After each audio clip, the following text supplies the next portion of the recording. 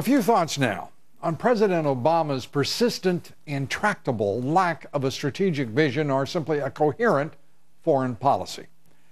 Even the president's great ally in opposition, Speaker John Boehner himself, today called on Mr. Obama to start over on his war authorization request against the Islamic State because Mr. Obama's current approach and strategy simply aren't working.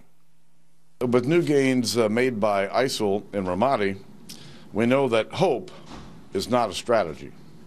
The president's plan isn't working. It's time for him to come up with a real overarching strategy to defeat the ongoing terrorist threat. Even the Washington Post editorial board is awakening from its all but uninterrupted 7-year-long ideologically induced slumber, slamming his lack of strategy. The editorial board wrote this in the morning's edition, saying, quote, "There was hope, though, that Mr. Obama's half measures might be enough to blunt the Islamic State's advances in Iraq. With the stunning fall of Ramadi on Sunday, even that modest optimism is questionable. It is Mr. Obama's unwillingness to match means to strategy that threatens to prolong this war." The Washington Post is apparently beginning to realize that partisan-pleasing, half-baked presidential political blather is not a substitute for knowledge, for values, vision, and judgment, and that the consequences of bad foreign policy decisions or failure to make decisions at all don't change just because you avert your eyes or close them altogether.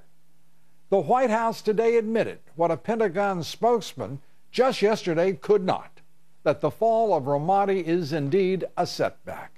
But not completely unfettered by delusion, the White House is still maintaining its overall strategy is a success. And a day after the Islamic State assaulted Ramadi, the Pentagon last Friday offered this assessment on its website, saying, quote, "The strategy to defeat ISIL is working." It was only 2 days later, that is yesterday, when the Islamic State overran Ramadi. The president's strategy has resulted in the Islamic State victories in the cities of Ramadi, Mosul, Fallujah, just to name a few. And the radical Islamist terrorists are on the move tonight. They're now just 70 miles from Baghdad, consolidating their victories and strengthening their foothold in Libya. The Islamic State strategy is clearly working in Syria, Iraq, and North Africa. Mr. Obama's goal, he said, was to degrade and to destroy the Islamic State. His rhetoric notwithstanding, congressional Republicans were reluctant to accede to his request to approve the use of military force against the Islamic State because they declared he has no strategy. Whatever his true intent, President Obama never set out to destroy them, nor to even degrade the Islamic State forces in any meaningful manner.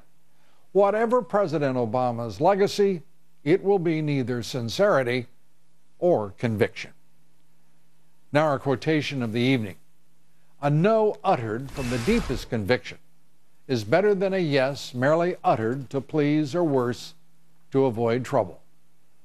Those words from Mahatma Gandhi. We're coming right back.